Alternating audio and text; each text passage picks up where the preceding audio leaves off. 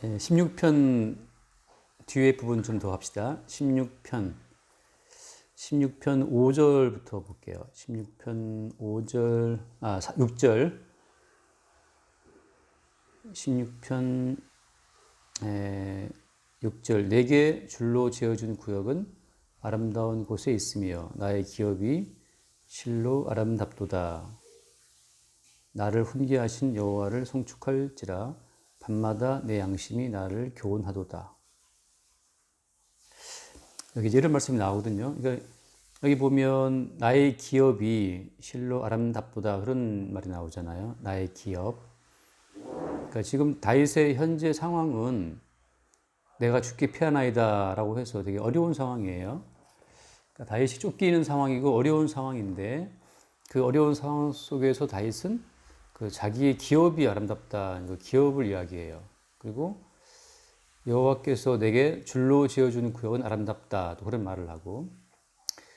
그러니까 이게 조금 어떻게 보면 현실은 무척 어렵고 힘든데 어떤 다른 세계를, 다른 차원의 어떤 기업이 있다고 지금 다윗이 말하고 있는 거예요.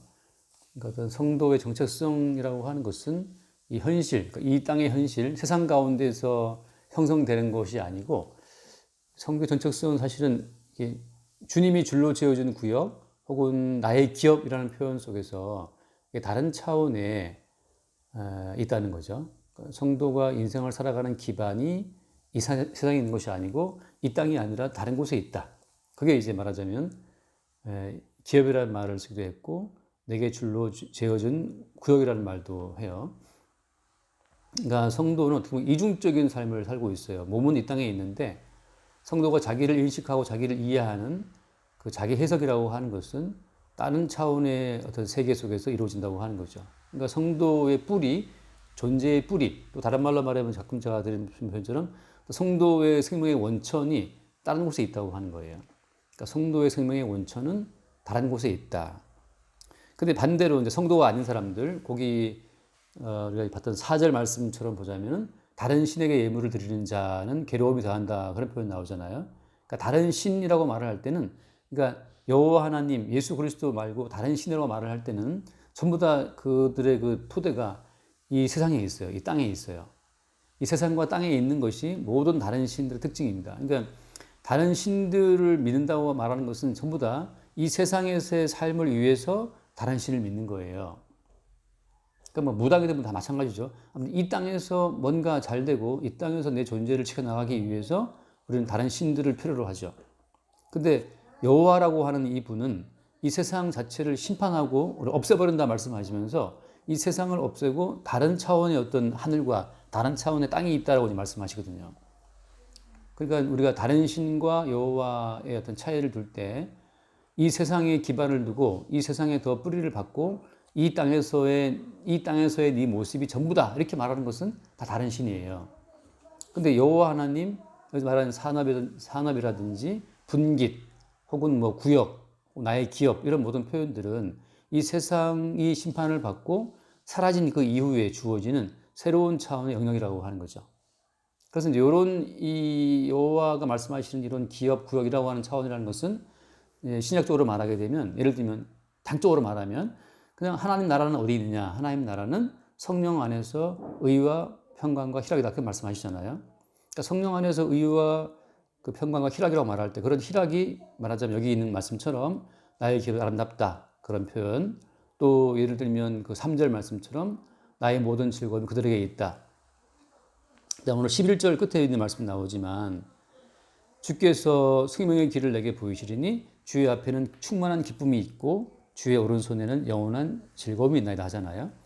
그러니까 이게 충만한 기쁨, 영원한 즐거움이다 어디 있냐 하면 주께서 보이신 생명의 길, 그 다음에 주의 앞에 있다 혹은 주의 오른쪽에 있다 그런 표현들을 써요. 그러니까 이제 생명의 길, 또 주의 앞, 그 다음에 주의 오른쪽, 전부 다 이게 뭘 말하냐 하면 어떤 권능의 영역을 말하는 건데 우리의 눈으로 보거나 감지할 수 있는 그 영역이 아니라고 하는 거죠. 그러니까 그런 말씀을 잠깐 한번 읽어볼게요. 고린도전서 2장인데 고린도전서 2장을 보면 고린도전서 2장에 그런 표현이 나와요. 2장 9절이군요. 2장 9절에 기록된 바 하나님이 자기를 사랑하는 자들을 위하여 예비하신 모든 것은 눈으로 보지 못하고 귀로 듣지 못하고 사람의 마음으로 생각하지도 못하였다. 이런 표현을 하거든요. 그러니까 하나님이 자기를 사랑하는 자들을 위해 예비하신 모든 것, 그러니까 이 다른 신들이 약속하는 것은 이 땅에 속한 것이기 때문에 다 인간이 들어본 적이 있고 눈으로 본 적이 있고 생각할 수 있는 거예요. 그러니까 이 세상 신들이 약속하는 그 모든 약속은 모든 사람들이 보편적으로 공감할 수 있는, 다 한번 듣거나 보거나 경험한 것들이거든요. 그러니까 인간의 소망이라고 하는 것은 기억에 기반해서 나오는 거기 때문에 경험한 것으로부터 소망이 생성돼요. 경험한 것이 없으면 희망도 안 생깁니다. 우리 은규가 자꾸 이제 탄산수 사이다를 마시다 보니까, 콜라 사이다를 자꾸 이제 사이다를 먹다 보면 자꾸 사이다를 마시려고 그래요. 그 다음에 이제 언니들이 콜라를 마시니까 또 콜라를 먹고 싶어 하는 거야. 그러니까 사이다를 먹은 다음에 이제 톡 쏘는 맛이 있으니까 이제 또 콜라를 그렇게 또 희망하는 거죠. 그러니까 콜라를 희망한다는 것은 이 사이다를 맛봤기 때문에 나오는 건데, 말하자면 다른 신들을 섬기는 이 땅의 모든 것들은 다 한번 듣거나 보거나 경험한 것들로부터 생성되는 희망이라고 하는 거죠. 그래서 이제 모든 이 우상을 숭배하는 사람들은 자기의 경험에서 비롯된 어떤 희망을 가지고 우상신들에게 제물을 바치고 섬기는 거예요. 자기가 상상하고 생각하는 그 꿈을 이루기 위해서. 근데 성경에서 말씀하고 있는 하나님이 준비하신 모든 것들은 눈으로 본 적도 없고 귀로 들은 적도 없고 마음으로 생각도 못 해본 것들이란 말이죠. 그러니까 이건 전혀 새로운 미지 영역이에요. 그러니까 그러면 이것이 그럼 한 번 경험됐으면 또 이제 알 수 있는 것이 아니냐. 그러니까 주님이 주시는 모든 예배하신 것들은 한 번 경험한 것은 그냥 이거 지나가 버려요. 묵은 누룩이 돼버리고 늘 그러니까 새로운 게 주어진다고 하는 거죠. 늘 새로운 것이. 늘 새로운 것이 새로운 차원으로 주어진 그것이 하나님이 예배하신 것들이다. 그러니까 오히려 주님이 준비하신 것은 우리가 알고 있는 것들을 부정하고 깨뜨리면서 주어지는 거예요. 우리가 희망하는 것은 예컨대 뭐 돈이 주는 어떤 쾌락이라고 할 것 같으면 그 돈이 주는 쾌락 자체를 부정하면서 깨뜨리면서 돈이 없이도 행복할 수 있는 다른 차원의 기쁨을 주어진다고 하는 거죠.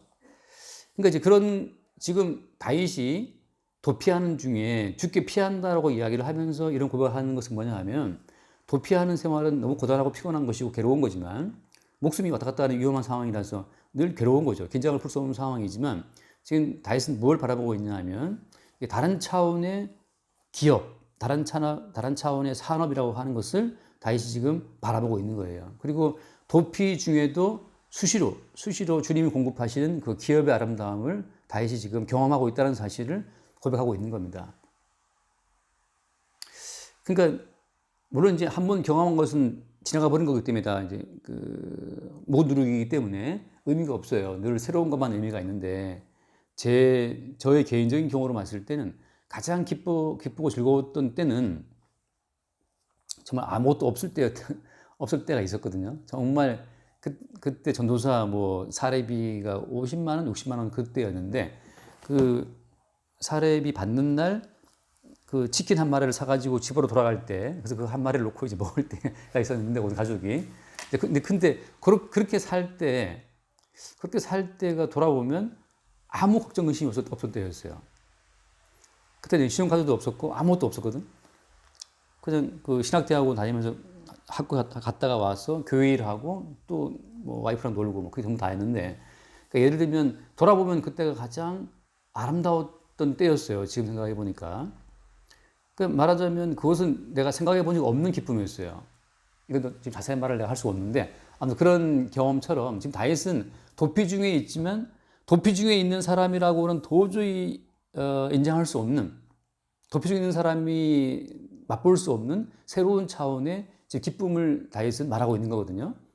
그래서 지금 도피 중에 있지만 다윗은 하는 말이 내 산업과 내 자리의 소득은 주님이다. 그러면서 주님이 줄로 지어준 구역이 아름답다. 지금 솔직히 말하면 주님이 줄로 지어준 구역이 지금 어떤 구역이에요? 다윗이 지금 사울을 피해 쫓아다니는 피해 다니는 그 도피하는 그런 구역이거든.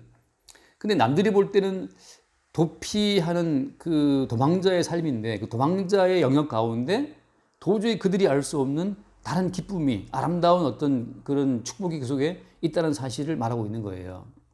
그러니까 이것은 밖에 있는 사람이 알 수 없는 기쁨이죠.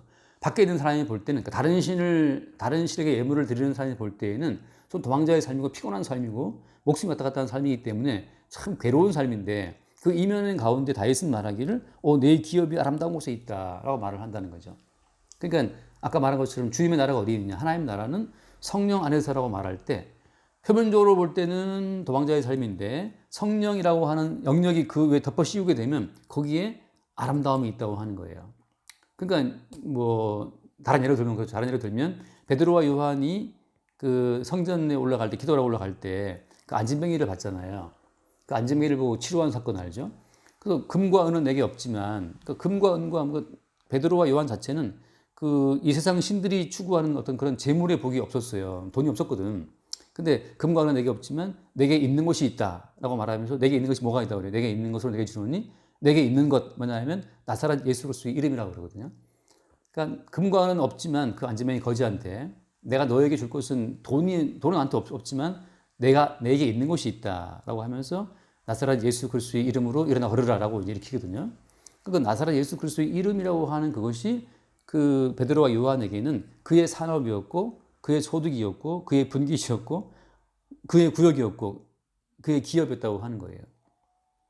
그러니까 남들은 돈과 금과 은이, 그러니까 돈이 주는 구역 속에서 그들은 살아가고 있지만, 베드로와 요한 입장에서는 그 돈이 만들어준 구역이 아니고 그리스도 예수의 이름이 만들어주는 구역, 얼마든지 그리스도 예수 이름이 매일매일 벌이는 새로운 차원의 일들이 있거든요. 마침 그날은 안진뱅이를 고치는 날이었어. 그러니까 주님의 이름이 가는 곳마다 그게 베드로와 요한의 구역이 되는 것이고 베드로와 요한의 기업이 되는 거죠. 그러니까 성도 입장에서는 다른 신에게 예물을 드리는 자들의 삶 가운데서 그 가치를 봤을 때에는 마땅히 경쟁력이 없을 수도 있어요. 남들이 볼 때는 망했다고 할 수도 있지만, 근데 그 이면 가운데에서 성령으로 말미암아 주어지는 새로운 기업의 아름다움을 볼 수 있다고 하는 거죠. 그게 지금 다윗이 말하는 고백이에요. 근데 이게 순순히 되느냐? 안 돼요. 예컨대 제가 아까 드린 말씀처럼 그 전도사 뭐 몇십만 원 받고 살을 때 그걸 제가 원했냐? 원한 게 아니거든요. 저도 그런 사람을 들어갈 때는 죽는 줄 알았어요. 이제 끝장이다. 정말 다 말 못하는 그 사연이 있는데, 아니 모든 신용불량자가 되어서 모든 걸 잃고 은행 거래를 할 수 없는 상황 빠져가지고서 그러니까 사회적인 말하자면 죽음이에요. 사회적인 금융으로 볼 때는 죽은 자지. 그러니까 불량자니까 그런 세계에 들어갈 때 어떻게 살 것인가라고 하는. 그러니까 누가 봐도 이제 이 사람은 신용불량자고 은행도 거래할 수 없는 사람이고 아무것도 없는 망한 자인데, 그 세계 속에서 오히려 주님은 매일매일 어떤 새로운 기쁨을 줬어요. 그러니까 그거는 제가 누구한테 말해서 그렇게 살아라 이렇게 말 못하죠. 왜냐하면 그것도 제가 원하는 삶이 아니었고 원치 않게 끌려 들어가는 삶이었으니까. 들어가서 죽었나 싶었는데 또 그 속에 또 남들이 모르는 기쁨이 있었단 말이지. 그러니까 지금 다윗 같은 경우에 네가 그냥 도망자가 되어라라고 한다고 되는 게 아니거든요. 그러니까 성경에 나오는 모든 것은 윤리와 도덕이나 뭐 그런 행함 같은 차원으로 맛볼 수 있는 세상이 아니에요. 그냥 주님이 그냥 집어 넣어버려요. 어떤 세상 속으로, 어떤 차원 속으로. 그 속에서 경험되는 거죠. 그러니까 지금 예를 들어서 이제 수영자매가 지키고 싶고 이루고 싶은 그런 희망들이 있을 수 있다고. 근데 그 모든 것은 다 과거의 경험으로부터, 수영자매의 상상으로부터, 혹은 외적인 지식으로부터 이제 그 배운 것으로 보고 듣고 경험한 것에 기반을 두고 수영자매는 어떤 미래의 인생을 이렇게 생각하고 있거든. 나는 저런 주택을 살 거야. 뭐 예를 들면 그러니까 그 전부 다 뭐냐면 본인이 독일 가 살면서 경험했던 거 뭐 그런 경험의 토대를 두어서 지금 이제 어떤 미래를 꿈꾸고 있다고요. 근데 주님은 그걸 항상 건드려요. 건드려서 네가 생각하는 네 구역이 아니고 내가 너에게 줄로 지어주는 다른 구역이 있다라는 차원으로 이제 우리를 밀고 들어오시는 거거든. 근데 그 다른 차원의 시비가 없다면, 다른 차원의 주인공이 주님으로부터의 어떤 도발이 없다면 우리는 다 버리운 자예요. 그러니까 쉽게 말해서 그 시편 뒤에 나오잖아요. 잠깐 읽어볼까요? 그러니까 우리의 뜻대로 다 이루어지는 그 삶 자체는, 그러니까 다른 차원의 세계에 태클을 안 받아보는 삶 자체는 버리운 자라고 하는 거죠. 그래서 그 예를 들면 시편 73편, 지난 주일을 봤나? 시편 73편에 보면 그 3절에 그런 이야기 나와요. 73편 3절, 이는 내가 악인의 형통함을 보고 오만한 자를 질투하였음이로다. 그러면서 그들은 죽을 때에도 고통이 없고 그 힘이 강건하며 사람들이 당하는 고난이 그들에게는 없고 사람들이 당하는 재앙도 그들에게는 없나니 그러므로 교만이 그들의 목걸이요 강포가 그들의 옷이다. 강포하고 교만함에도 불구하고 그들은 고난을 당하지 않는다는 거죠. 재앙도 없다는 거예요. 심지어 죽을 때에도 고통이 없고 힘이 세다는 거지. 7절 살찜으로 그들의 눈이 솟아나고 그들의 소득은 마음의 소원보다 많고 그들은 능욕하며 악하게 말하며 높은 데서 거만하게 말하며 그들의 입은 하늘에 두고 그들의 혀는 땅에 두루 다닌다. 얼마나 오만한 사람들인지 그들의 입이 하늘에 있어. 그들의 혀는 땅에 두루 다니면서 뭐 한 사람 안 하는 게 없어요. 다 알아, 다 알아. 모든 걸 다 한다고. 그럼에도 불구하고 그들은 고난이 없고 고통이 없고 강건하다는 거죠. 이런 악한 자들을 보고 이 시편 아삽이라는 사람이 시험에 빠진 거예요. 왜 악한 자는 저렇게 잘 되고 형통한가? 그것이 이제 미스터리였어요. 그래서 쭉 뒤에 보면 나오지만 이렇게 쭉 넘어가다가 16절 말씀이에요. 16절에 보면 내가 어쩌면 이를 알까 하여 생각한즉 그것이 내게 심한 고통이 되었더니 하나님의 성소에 들어갈 때야 그들의 종말을 내가 깨달았다. 성소에 들어갈 때 비로소 이제 그들의 종말을 본 거예요. 그래서 주께서 참으로 그들을 미끄러운 곳에 두시며 파멸에 던지시니 그들이 어찌하여 그리 갑자기 황폐되었는가 놀랄 정도로 그들은 전멸하였다.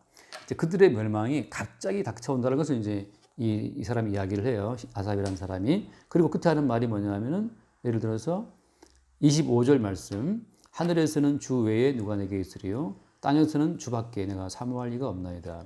이게 이제 아삽이 그 악한 자들의 형통함을 보고 시험에 들었다가 성소에서 기도하면서 악한 자들의 그 마지막 최종적인 운명을 보고 그리고 했던 고백이에요. 하늘에서는 주밖에 없고 땅에서도 내가 주밖에 사모할 자 없다는 고백을 아삽이라는 사람이 하죠. 그런 것처럼 우리가 다른 차원 주님의 기업에 속한 자라면 주님의 기업에 속한 그 차원이 매일매일 우리가 생각하는 우리의 어떤 삶의 희망을 깨뜨리는 식으로 다가온다고 하는 거예요. 그래서 지금 다윗 같은 경우에도 이게 도망자의 삶이고 도피자의 삶을 다윗이 자처한 게 아니에요. 그냥 주님이 일으킨 사건이 다윗으로 하여금 도망가게 만들면서 다윗이 생각했었던 거, 다윗이 알고 있었던, 희망했었던 이 땅의 모든 삶의 청사진이 다 깨지는 거죠. 근데 이 땅의 모든 희망이 깨지는 그 와중에 새롭게 뭐가 발견되는 겁니까? 주님의 기업의 아름다움이 새롭게 발견되는 거예요. 그래서 이제 그 8절 말씀부터 돌아와서 16편 8절 말씀 보면 내가 여호와를 항상 내 앞에 모시며 그가 나의 오른쪽에 계심으로 내가 흔들리지 않는다. 그런 표현을 하죠. 그러니까 이제 다윗이 그때 본 게 뭐냐 하면 항상 주님이 내 앞에 계시고 항상 주님이 오른쪽에 계신다는 거. 자, 성경에서 말하는 그 주님의 앞과 오른쪽이라는 표현은 무슨 말인가 하면 제가 지난주에 했던 말과 같은 말이에요. 피난처라는 같은 뜻인데 주께 피한다. 자, 주님의 앞과 오른쪽이라는 그 말은 모든 일의 출발점이 그다음에 모든 일의 종결점이 주님이라는 뜻이에요. 그러니까 모든 일을 시작하신 분이 주님이시고 모든 일을 마무리 짓는 분이 주님이에요. 그걸 시작적으로 뭐라고 표현합니까? 주님이 곧 알파요 오메가다는 표현을 써요. 주님이 알파가 오메가다. 알파 오메가는 헬라의 그 알파벳 처음과 끝자란 말이죠. 그러니까 알파와 오메가다 처음과 나중이다. 그러니까 주님이 곧 원인이고 결과란 말이죠. 그러니까 주님 앞이란 말, 주님 오른편이라는 그 모든 말은 주님이 이 모든 일의 주권자라는 뜻이에요. 다윗은 뭘 아냐 하면 지금 내가 쫓기고 있다. 지금 내가 피난처를 찾고 있다. 내가 어려움 가운데 있다. 이 모든 일 자체가 누구로부터 온 일이 아니고 누구 사람 때문이 아니라는 거죠. 뭐 동료 교수 때문에 온 일도 아니고 다윗으로 보자면 사울 왕이 자기를 죽이려고 했잖아요. 사울 왕 때문도 아닌 거예요. 이 모든 일의 결정권자는 주님이었다고 하는 거예요. 주님으로부터 시작된 일이었어요.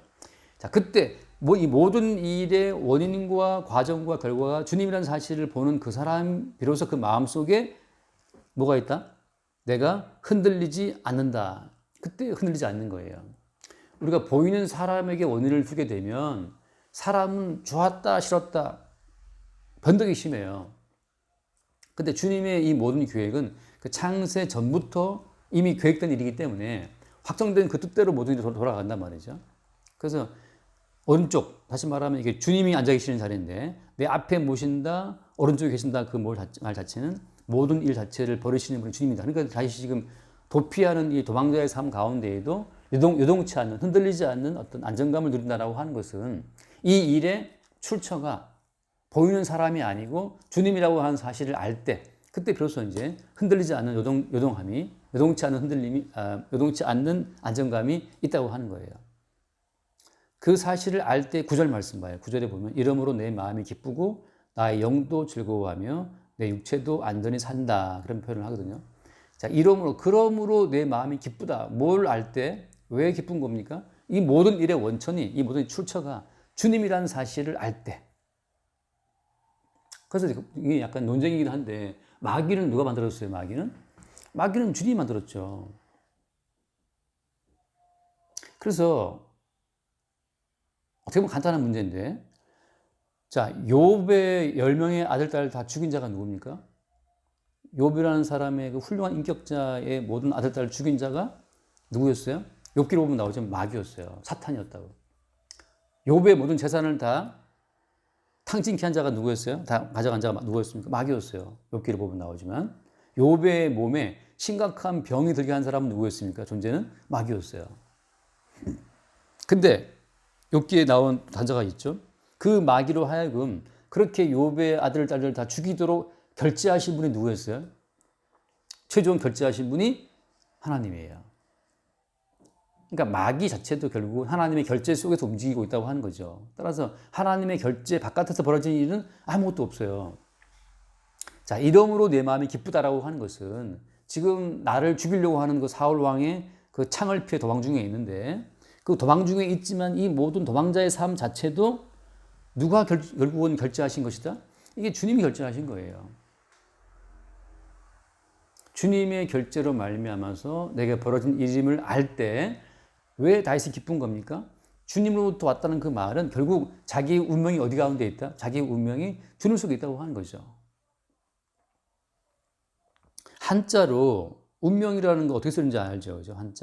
한자로 운명이라고 할 때는 명자는 이제 명명할 명자고, 운자는 운반할 때 운자인데, 운명이라는 것은 명령을 운반하는 거거든요. 그러니까 수정자매의 운명이라고 하는 것은 하나님이 창세전에 수정자매에게 어떤 명령을 담아놨어요. 그러니까 너는 내가 담아놓은 명령을 그냥 운반하는 자예요. 정춘하 마찬가지죠. 정춘하의 운명도 확정돼 있어요. 하나님 명령을 운반해야 될 운반처이기 때문에. 자, 그때 우리 마음이 기쁜 거예요. 왜? 내가 원인이 되어서 내 인생에 무슨 복을 받고 화를 받고 하는 게 아니라고. 또 어떤 존재가 뭐 나를 미워해서 마찬가지예요. 보이는 사람이 원인이 되어서 벌어진 일은 아무것도 없다. 이 모든 일의 출처와 원천은 창세전에 주님에게 있다는 사실을 알 때, 그때 우리 마음이 기쁘다니까요. 기뻐요. 왜 기쁘냐 하면 이 땅에 보이는 모든 보이는 원인으로부터 내가 벗어나기 때문에. 누구를 미워할 것도 없어요. 그 사람 때문이 아니야. 주님이 결정하신 거예요. 그러니까 누구를 미워할 것도 없고 누구를 지나치게 멀리 할 것도 없어요. 나를 누가 좋아해 주면 좋아하는 거고, 나를 싫어하면 주님께서 또 싫게 하시는 거, 그렇게 인정하면 되는 것이고, 내가 그때 어떻게 했기 때문에, 내 무슨 말이 잘못됐기 때문에, 그러니까 우리가 원인이 돼서 되는 일은 아무것도 없다는 거죠. 그러니까 다른 실에게 예물을 드리는 사람들은 네가 이것을 500만 원짜리 구슬을 하면 넌 잘 될 것이다. 예전에 집사람 그 고모가 있었거든요. 그 고모가 그 남편도 돈을 잘 벌고 부자였는데, 한 번은 고모랑 통화하는데 고모가 그 구슬을 했는데 1,000만 원짜리를 했다고 이제 이야기를 한 거예요, 집사람한테. 집사람이 듣고 되게 속상해했어요. 아니, 난 안 도와주면서 1,000만 원 구슬 한다 그러는데, 그 1,000만 원짜리 구슬 왜 했냐, 본인이 다 떠드는 거죠. 그 남편이 어떻고 그런 여러 가지 그 일이 있는데, 이 구슬을 1,000만 원짜리를 하면 잘 된다는 이야기를 듣고 이제 한 거예요. 결국은 인간의 행위가 원인이 되어서 그 어떤 인간의 생사화복을 주장하는 그 신의 마음을 바꿀 수 있다. 그게 이 세상 신들이 예물을 드리는 그 기본 동기거든요.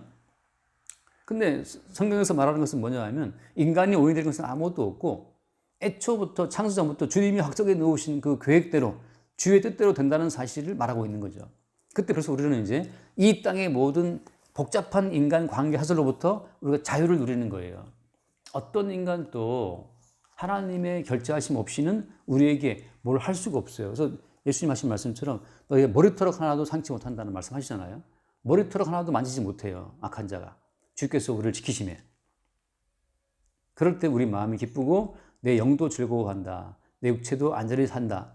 그런 표현을 하면서 이제 10절 이는 주께서 내 영혼을 수월에 버리지 아니하시며 주의 거룩한 자를 멸망시키지 않으실 것임이니라. 최종적인 생명 자체를 이미 알고 있는 거예요. 그러니까 우리가 운명이라고 말을 할 때는 자, 주님이 담아놓으신 그 운명은 이 땅을 쭉 지나가면서 우리의 약함, 우리의 불평, 불만, 우리의 원망, 우리의 죄악됨 자체는 다 드러나요. 드러나면서 그 우리의 불평과 원망과 죄악됨 자체가 동시에 뭐가 드러나는 겁니까? 동시에 그러한 우리를 용납하시는 예수 그리스도의 어떤 또 사랑이 함께 따라오는 거예요. 그러니까 우리는 뭐냐? 그 밤하늘에 별을 본 적이 있잖아요. 제가 최근에 봤던 가장 밝은 별은 그 무주에 갔을 때 무주가 북도인가 남도인가? 전라북도인가? 그 무주 북도죠. 예. 그 무주에 갔는데 그 아는 목사님이 전주에서 목회하시는 분이 있거든요. 근데 그 전주에 목회하시는 목사님이 우리 이제 동기들 데리고 그 무주 무슨 그 말하자면 펜션도 아니고 별장도 아니고 아무튼 뭐 집들이 좀 쫙 있더라고요. 그 여름에만 큰 호수가 있고 이름이 아무튼 그 호숫가에 있는 어떤 그런 펜션 비슷한 데 갔어요. 갔는데 밤에 나가서 별을 보는데 정말 별이 엄청 많더라고요. 보는 순간 헉 할 정도로. 예. 무주도 완전 촌동네더라고. 어? 아, 그래서 그런가? 와, 근데 진짜 별이 무서울 정도로 많더라고. 별이 총총한데. 어둠이 깊잖아요, 그죠? 어둠이 깊을수록 별은 빛나는 것처럼. 우리는 뭐냐? 우리는 예수 그리스도의 속죄의 권능을 증거하기 위한 우리는 배경이에요, 배경. 우리는 깜깜해야 돼. 아무튼 우리는 정말 대책 답 없는 사람들이라 돼. 우리는 대책도 없고 눈만 뜨면 불평이고 입만 벌리면 원망이야. 우리는 항상 머릿속에 있는 그 어떤 그 불평 불만과 쓸데없는 그 잡다한 희망으로 꽉 차 있어요, 우리는. 그래서 주님께서 죄가 더한 곳에 은혜가 더하다 라는 말씀처럼 우리 성도의 운명은 뭐냐? 우리가 얼마나 타락한 자들인지를 쫙 깔면서 이렇게 타락한 자도 용서하시는 주님의 용서의 권능을 보이는 자로서 우리의 운명은 확정되어 있는 거예요. 그래서 지난 주일 나제배 때 했죠. 많이 탕감받은 자가 많이 사랑한다는 말씀처럼 많이 죄를 용서받은 자가 더 많이 주님을 사랑하게 돼 있어요. 그러니까 지금 다윗 같은 경우에는 쫓기는 모든 과정을 통해서 1차적으로 자기의 죄악됨을 봅니다. 왜? 마찬가지 모든 육체는 괴로우면 원망하게 돼 있어요. 그 원망 가운데 지금 다윗은 뭘 아느냐? 주께서 감춰두신 새로운 기쁨을 발견한과 동시에 그런 과정 속에서 자기 영혼을 버리지 않고 구원하실 주님을 보게 되는 거죠. 그때 말씀이에요. 11절 말씀이에요. 11절 주께서 생명의 길을 내게 보이시리니 주의 앞에는 충만한 기쁨이 있고 주의 오른쪽에는 영원한 즐거움이 있다. 같은 말 반복이에요. 주의 앞에 기쁨, 오른쪽에 즐거움이 있다라고 말할 때 주님의 앞과 오른쪽이라고 하는 것은 뭘 말한다고요? 그럼 모든 것의 결정권자가 주님이라는 사실을 보게 될 때 지금 현재 내 인생을 만들어 가시는 분이 주님이다. 근데 우리가 왜 괴로운 겁니까? 우리 괴로운 것은 내가 가지고 있는 또 다른 꿈이 있으니까 내 육체의 어떤 갈망과 주님이 확정해 놓으신 그 운명과의 싸움이에요. 매일매일 그 싸움이죠. 그러니까 우리는 항상 불평했다가 다시 불평 가운데에서 십자가의 사건이라고 하는 이거만 결론이에요. 우리 이 땅에 사는 우리로서는 계속 땅에 사는 육신으로서 새로운 희망, 갈망을 품게 되어 있습니다. 그 새로운 희망과 갈망 자체를 우리는 어디에 요구해요? 우리가 믿고 있는 하나님께 요구를 해요. 하나님 거기에 반응을 한다, 안 한다? 반응을 안 해요. 그래서 우리는 어떻게 한다? 그 예수를 죽여버립니다. 그게 십자가의 사건이에요.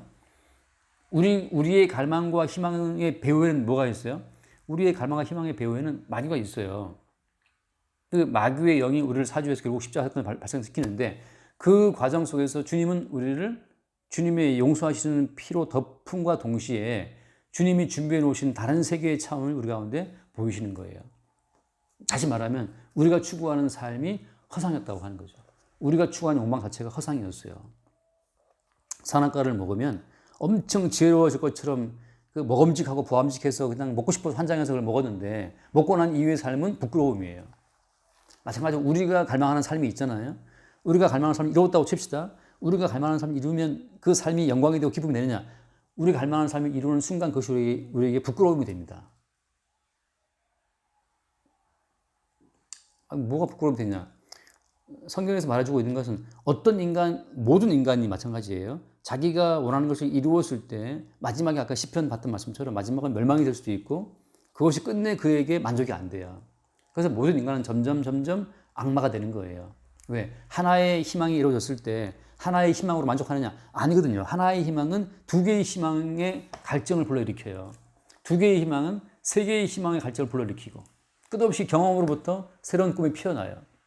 점점 인간은 그래서 마귀의 종이 되고 점점 인간은 악마화 되는 거거든요. 주님은 계속해서 우리에게 싸움을 벌이시는 겁니다. 어떤 식으로? 우리의 욕망, 갈망에 의해서 십자가에 못 박히는 그 모습으로 우리에게 다가오시는 거예요. 그러니까 하나님이 어떻게 오시느냐? 하나님은 우리 욕망에 의해서 못 박혀서 피 흘리는 그런 형태로 우리에게 다가오신다. 그 하나님만이 진짜 하나님이라고 하는 거죠.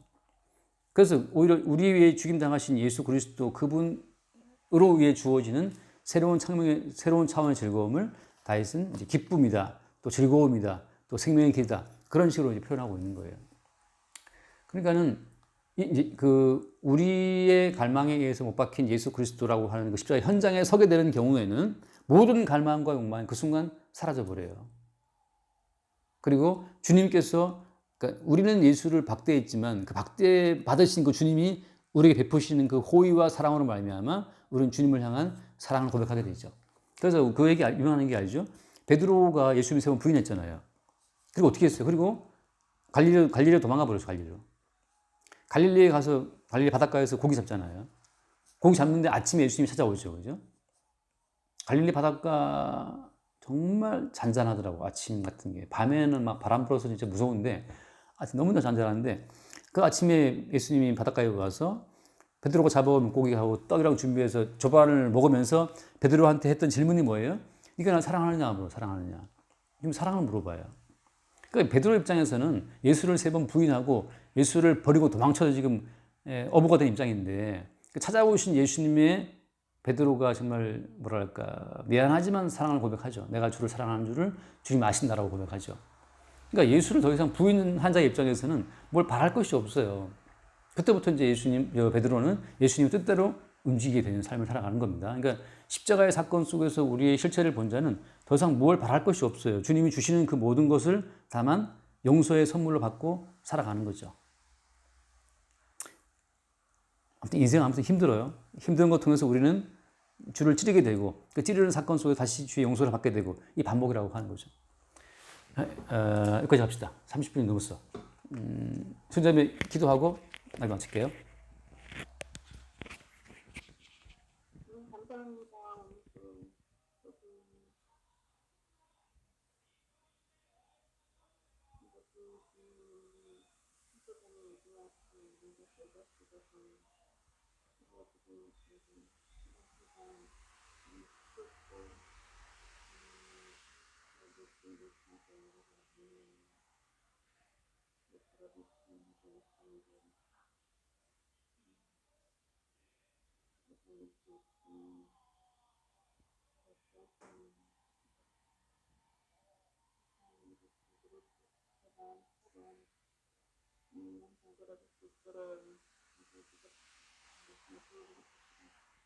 아멘. 주님 감사합니다. 세상의 가치관으로 우리의 인생을 볼 때는 불안정한 삶일 수 있으나 주님 이 불안정한 삶의 이면에서 우리 주께서 이루어 놓으신 완성의 선물로 늘 새롭게 공급하시고 또 채워 주옵소서. 보이는 차원의 삶이 아니라 주님의 그 창사적 언약의 차원에서 우리의 인생을 볼 수 있도록 매 순간 우리의 심령을 새롭게 하여 주옵소서. 우리 주 예수 이름으로 기도드립니다. 아멘. 여기까지 하겠습니다.